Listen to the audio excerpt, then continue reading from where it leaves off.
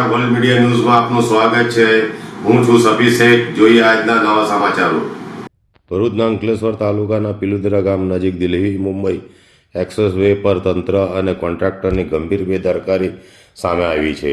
High tension લાઇનની કામગીરી માટે પૂર્વ સૂચના, ટ્રાફિક ડાયવર્ઝન કે યોગ્ય આયોજન વિના જ એક્સપ્રેસ વે પર વાહનોની અવરજવર અટકાવી દેવામાં આવતા હજારો વાહન ચાલકો કલાકો સુધી ટ્રાફિકમાં ફસાઈ ગયા હતા। કરોડો રૂપિયાના ટોલ વસૂલતા એક્સપ્રેસ વે પર આવી વ્યવસ્થાએ તંત્રની કામગીરી સામે ગંભીર સવાલો ઊભા કર્યા છે। પિલુદરા ગામ નજીક હાઈ ટેન્શન વીજ લાઇનની કામગીરી દરમિયાન અચાનક એક્સપ્રેસ વે પર ટ્રાફિક રોકી દેવામાં આવ્યો હતો।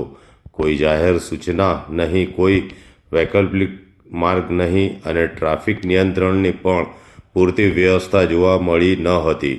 પરિણામે થોડા જ સમયમાં વાહનોની કિલોમીટરો લાંબી કતારો લાગી ગઈ હતી। સુરત, વડોદરા અને દક્ષિણ ગુજરાત વચ્ચે ઝડપથી મુસાફરી કરવા માટે હજારો લોકો આ એક્સપ્રેસ વેનો ઉપયોગ કરે છે, પરંતુ આજે મુસાફરોને કલાકો સુધી રસ્તા પર અટવાઈ રહેવાનો વારો આવ્યો હતો। રોષે ભરાયેલા વાહન ચાલકોએ સ્થળ પર જ કોન્ટ્રાક્ટર સામે ઉગ્ર વિરોધ નોંધાવ્યો હતો અને જવાબદાર અધિકારીઓ સામે પણ આક્રોશ વ્યક્ત કર્યો હતો।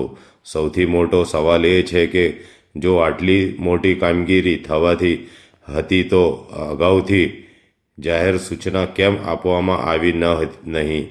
ટ્રાફિક ડાયવર્ઝન કેમ કરવામાં આવ્યું નહીં? અને હજારો મુસાફરોને સમય અને હાલાકી માટે જવાબદાર કોણ?